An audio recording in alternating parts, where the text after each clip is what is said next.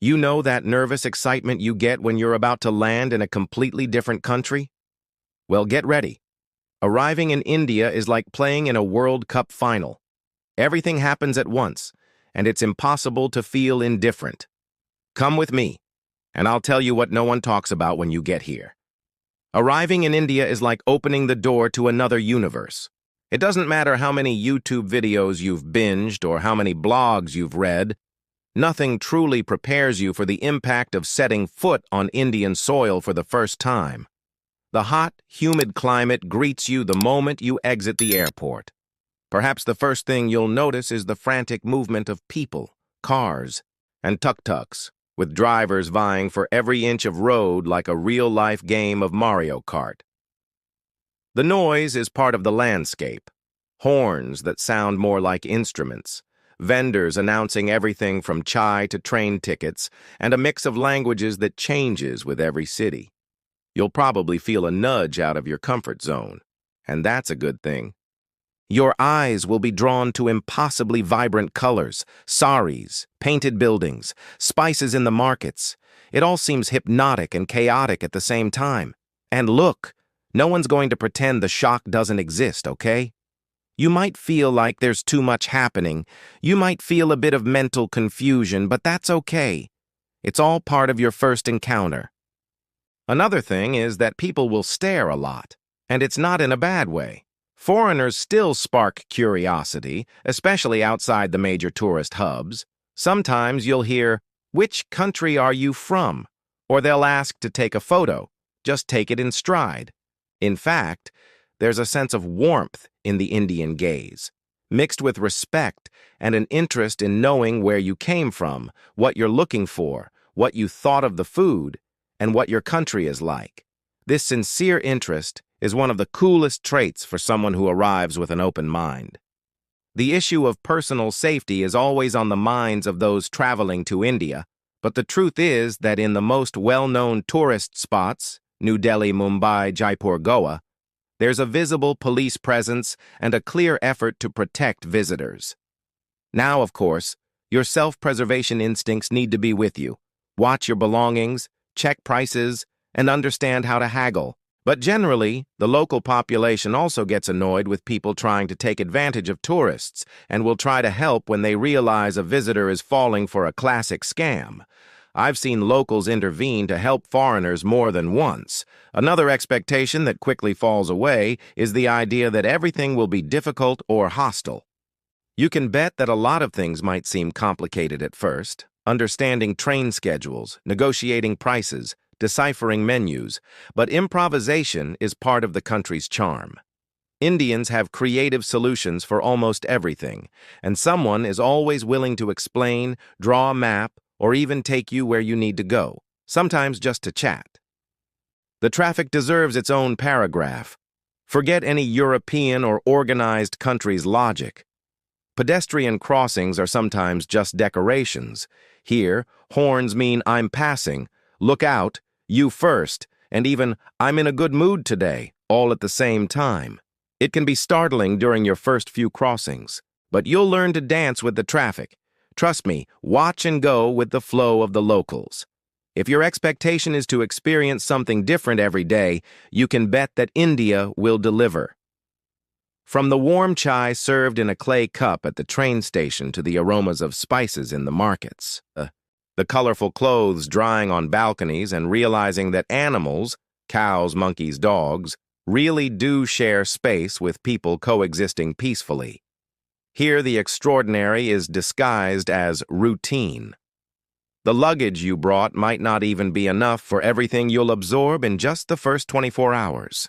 Imagine crossing a street filled with tuk-tuks, kids going to school in rickshaws, old women selling flowers for the temples, and the smiles of people who notice you're new to the area.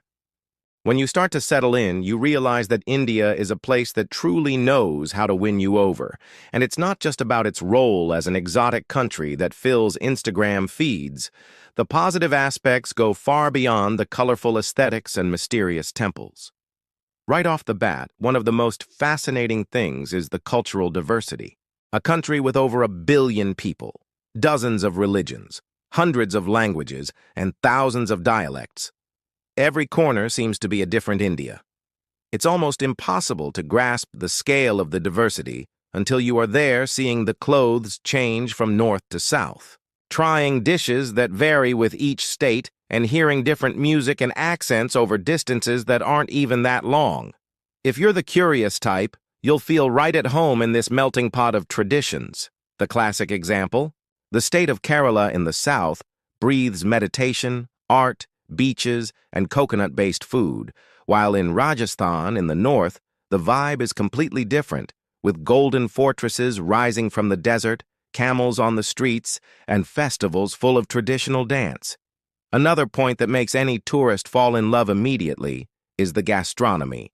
India is a paradise for food lovers. It's a mix of spicy, sweet, savory, and intense flavors.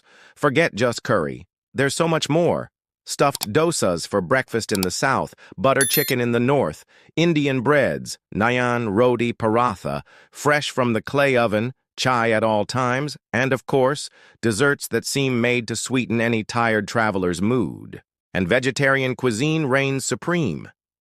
Even meat eaters will notice that animal protein-free dishes are abundant, varied, and incredibly flavorful. The energy of the streets is another highlight for anyone who likes to feel life pulsating. India doesn't sleep. Night markets in Mumbai, food stalls in Delhi, the intense comings and goings, the sound of mantras from temples mixed with the rhythm of street parties. Everything is fast-paced, but with a touch of joy and community that somehow is contagious.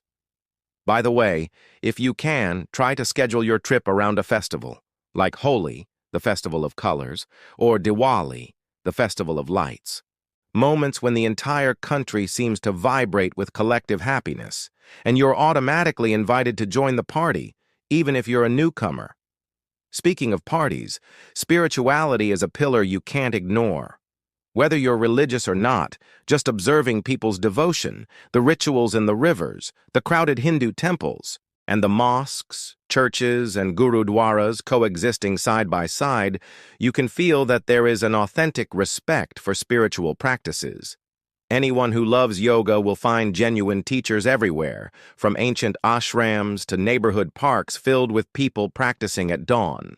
There's also the pleasure of discovering landscapes that look like paintings: Rajasthani deserts, the Himalayan mountains up north, the tropical beaches of Goa, the green tea plantations in Darjeeling, and the Western Ghats with their waterfalls.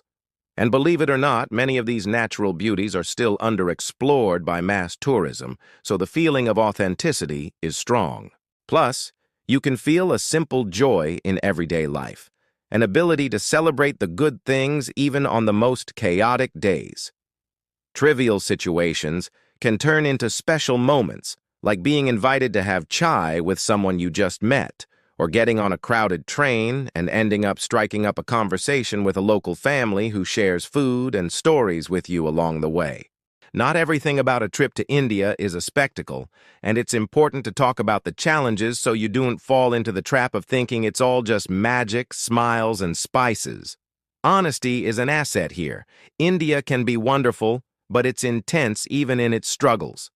And it's better to be truly prepared for what might happen, because those who arrive knowing this deal with it much better. Starting with the famous culture shock, which is inescapable. The difference is huge, not just in customs, but even in how people view time and space. Queuing, for example, is a somewhat flexible concept in many places, so don't be surprised if people cut in front of you or if it seems like everything is a bit of a shouting match. No one is trying to disrespect you. It's just the local rhythm. Public transport, where it exists, is packed.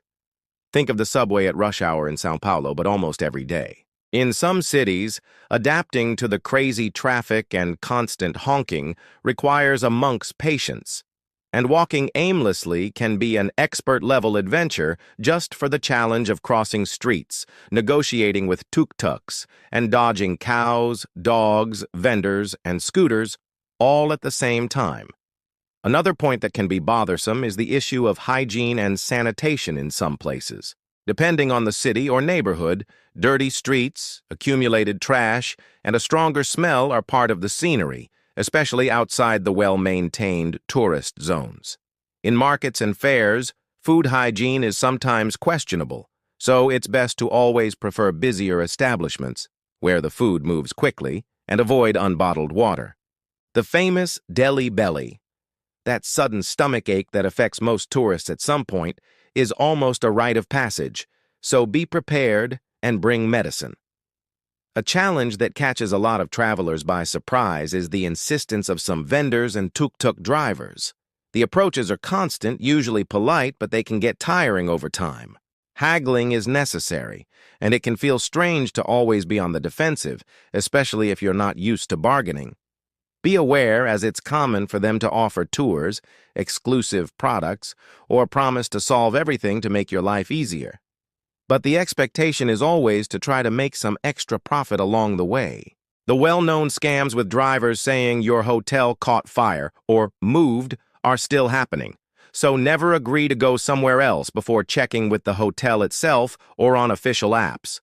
If someone keeps following you and insisting, just say a firm, "No thank you," and keep walking. The glaring social divide is another factor that can be unsettling for those who aren't used to it.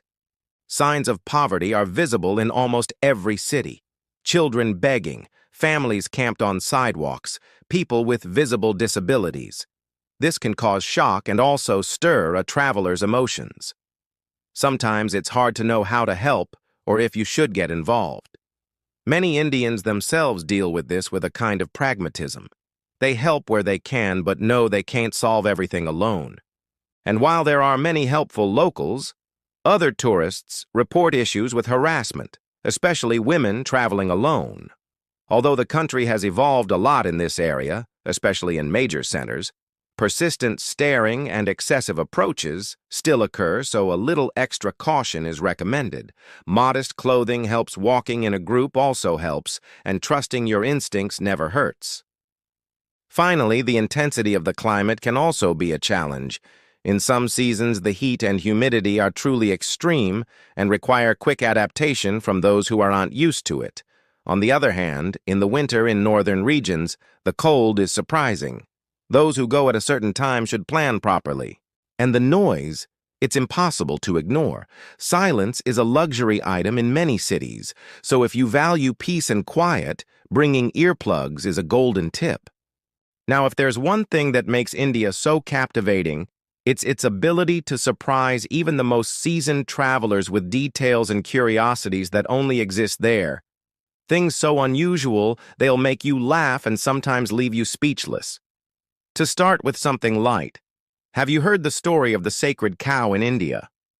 It's really true, but the curious part is how this is reflected in daily life. The animals are not just respected, they really have total priority on city streets. Just imagine having to wait for a cow to cross the main avenue of Varanasi while all the traffic, including buses, cars, tuk-tuks, and even scooters, calmly stops, and no one complains. If she decides to lie down in the middle of the square, she'll be treated with all the calmness in the world. And it's not just cows. Sometimes you see monkeys on rooftops, or even camels moving through Rajasthani cities as if it's the most normal thing on the planet. In this matter of shared animal life, India has its own way of creating an almost democratic coexistence between species, each in their own space, literally. Another point worth highlighting is the Indians' impressive relationship with time. Forget the Swiss clock. In India, now can mean a little later, in 20 minutes, or simply later on. It's not disorganization. It's a way of seeing life without so much haste. This even shows up with trains, which can be delayed, sometimes for over an hour, but no one makes a fuss.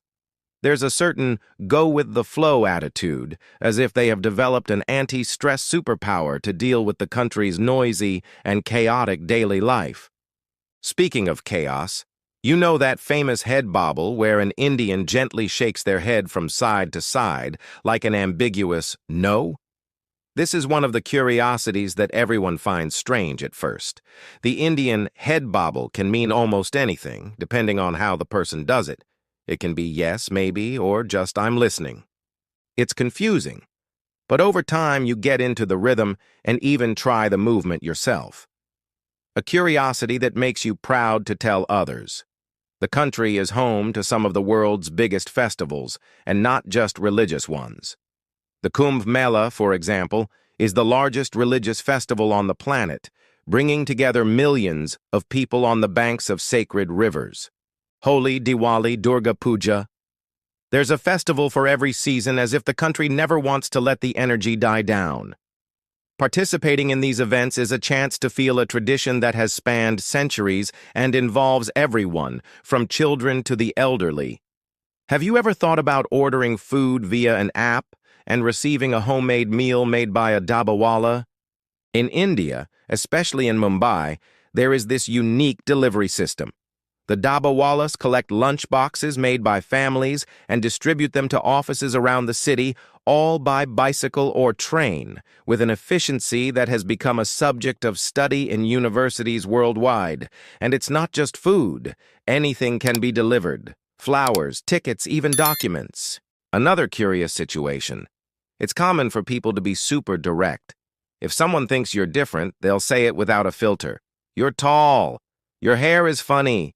Or ask about your salary, marital status, and how many children you plan to have. This might sound invasive by European or Brazilian standards, but it usually comes with the naturalness of someone who is genuinely interested in others. In daily life, even small rituals are eye-catching. In the early morning, the sound of mantras echoing from temples, the flower offerings at people's doors, the sound of horns that seems orchestrated. And if you love history, India is practically an open-air museum.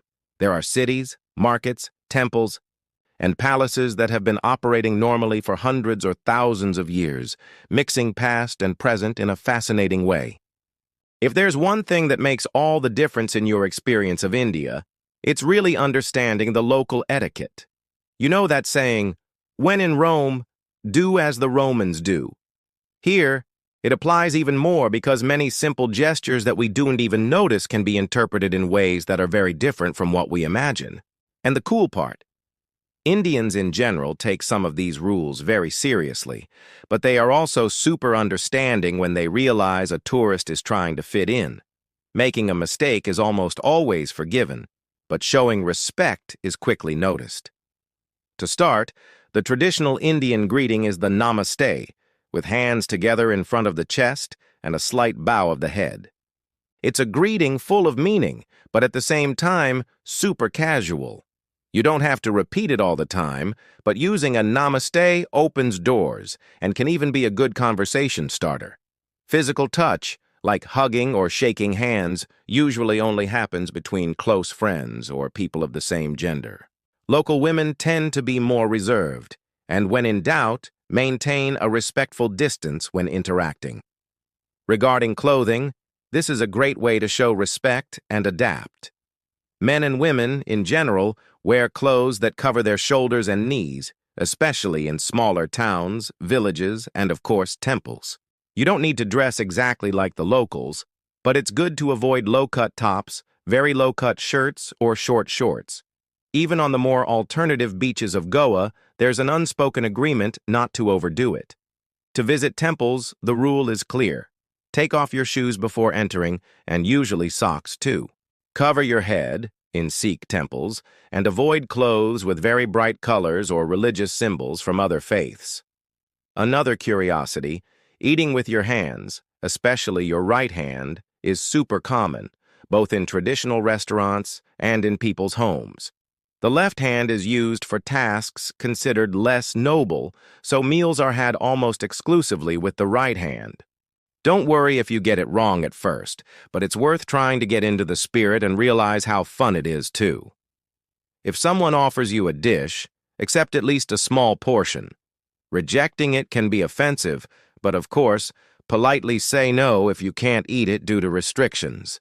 In your host's home, always take off your shoes before entering. This habit goes beyond religion. It's a matter of hygiene, as streets and sidewalks can be dirty in many cities.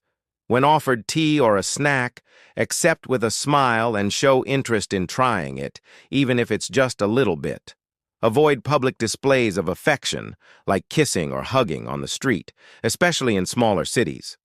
Local couples generally don't touch each other in public, even if they're married. Walking hand in hand with friends, even between men, is seen as a sign of friendship, not romance. So don't worry if someone suggests this gesture. Talking about money is a separate issue. Always negotiate prices for taxis, tuk-tuks, and in the market, but maintain a good mood and be courteous. Respect in conversation is priceless, and even in the most heated discussions, you'll notice that voices might rise but rarely lose their traditional respectful tone. If you need to refuse a persistent request from a vendor and offer unwanted help, a firm "no thank you," accompanied by a slight head bobble, resolves almost everything. Avoid speaking badly about local religions, customs, or politics in public. What might just be a comment to us is taken seriously there. Share curiosity, ask questions, and show interest. Indians genuinely enjoy talking about their own culture and will respect you even more if they see you're open to learning. At events, festivals, or gatherings, try to understand the dynamic before diving in completely. Observe, ask, and if you are invited to a religious ceremony, participate with humility and curiosity. No one expects perfection, but respect, always. In the end, being courteous, discreet, and open to learning makes you a special guest in this country with such rich traditions. When it comes to India, safety is a topic that can sometimes make tourists a bit anxious. But you can relax. The key here is to be proactive, use common sense, and adopt habits that make the trip much more peaceful and enjoyable. It's like learning a few survival tricks in a big amusement park. With a little preparation, you can enjoy everything the place has to offer without getting into unnecessary trouble. First point: belongings, money, and documents. In the famous organized chaos of train stations or crowded markets, using a money belt, those disguised fanny packs under your shirt, is practically a must-have item. Keep cash and cards there, separating small amounts in easy-to-access pockets so you do not have to take everything out at once and draw attention. The passport should only be taken out from the bottom of your bag if someone truly asks for it. Always carry a physical copy and a digital one, saved in your email. Backpack on your back? Never leave it unattended, especially in crowds. It's even worth investing in an anti-theft bag, the ones with hard-to-open zippers and secure straps. Another precaution: choosing transportation. At the airport or large stations, always prefer ride-hailing apps like Uber or Ola. They work well in many of the country's big cities and save you the headache of negotiating with taxi drivers by sight. When there's no app, ask for the price before getting in, and if the amount seems high, negotiate. On crowded buses, keep an eye on your pockets and be careful when getting on and off. Trains are a separate chapter. Keep your belongings close to your body, and if possible, use a padlock to secure your bag to the wagon structure during overnight trips. Food and water. If there's one rule that is worth its weight in gold in India, it's the better safe than sorry one. Only drink bottled water. Check that the bottle cap is sealed, and skip any ice in your drink. Avoid eating raw salads or peeled fruits on the streets. Always prefer well-cooked food. When in doubt, opt for restaurants that are full of locals. Food that moves quickly is usually a sign of hygiene and quality. Have basic stomach medicine in your bag so a deli belly doesn't knock you off your itinerary. Scams are common, and everyone eventually dodges one here, but the more prepared you are, the less chance you have of falling for one. Be suspicious of anyone who insists on helping you on the street, offers an official tour, or says your hotel has changed its name. The famous fake hotel scam is a classic. Avoid following strangers into alleys, shops, or isolated tuk-tuks without knowing where you're going. Always try to ask for information at hotels, reliable shops, or from more than one person. Project confidence, and if you feel anything strange, immediately change direction or go into a busy establishment. For women traveling alone, it's recommended to be a little more cautious about timings, avoiding walking alone at night in poorly lit or uncrowded areas, and clothes. maintaining a more conservative standard until you feel comfortable with the environment around you. Navigation apps like Google Maps help plan trips and avoid unknown areas on the fly.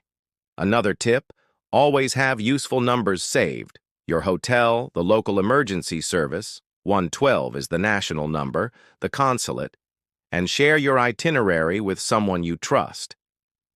Indians are very welcoming, but trusting your own instincts never fails. If something feels strange, step away, ask for help, and don't hesitate to be firm when saying no.